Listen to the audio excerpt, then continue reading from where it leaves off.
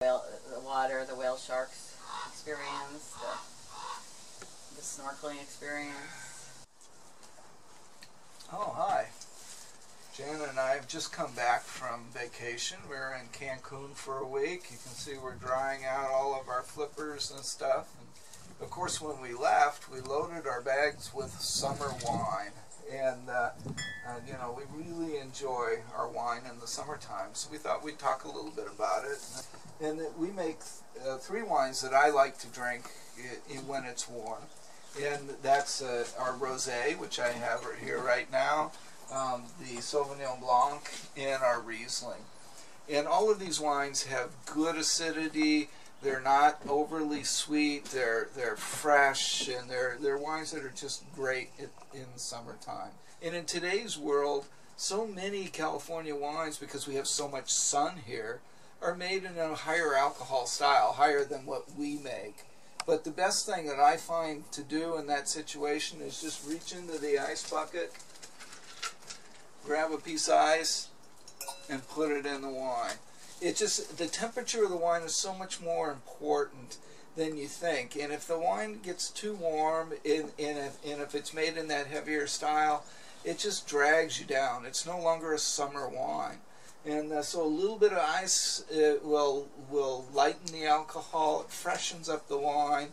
If you can find them where the alcohols are at 9.5 to 10 and 11.5%, look for those. And if in the case of a Riesling like our Riesling here, they'll have a scale on the back that tells you the actual sweetness. And you're looking for a semi-dry to drier style. That makes it so much easier to enjoy when it's hot out, and it cools you down so much more. Another thing you want to look for in the summer wine is a screw cap. I mean, who wants to carry a corkscrew and try to figure it all out and so forth? And again, if you're on the beach or you're sitting by the pool and you want to pull it out of your bag and pour a glass real quick before you know, somebody notices it, it's so easy to just screw the cap off, pour a little bit of wine, and just go right back to it. So screw caps, and especially on the lighter whites that we would, for summer wines, you know, they're made to drink fairly soon after they're bottled and so forth. So screw caps really work out well. So look for that. Transporting your wine from wherever you are to your beach or picnic site or, you know, so forth. Don't just throw it in the trunk of the car and hope it's going to be okay, because heat really does hurt the wine. And so, you know, if your car is air conditioned, then put it inside the car with you and carry it with you.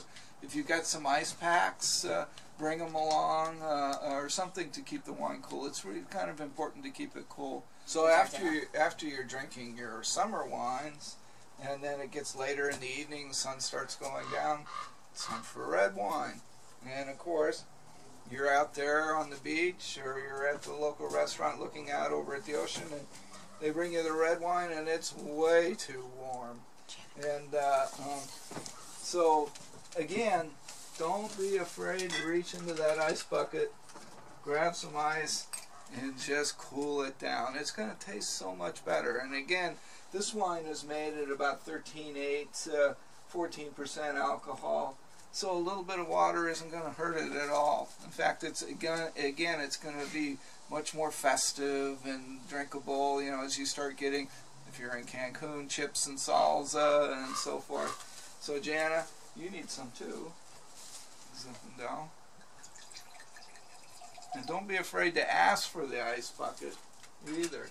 And just cool it down. But anyway. And then it's just a perfect progression from the whites right into a nice lighter red wine to go with your barbecue and your picnic type atmosphere. So, Prost. Prost.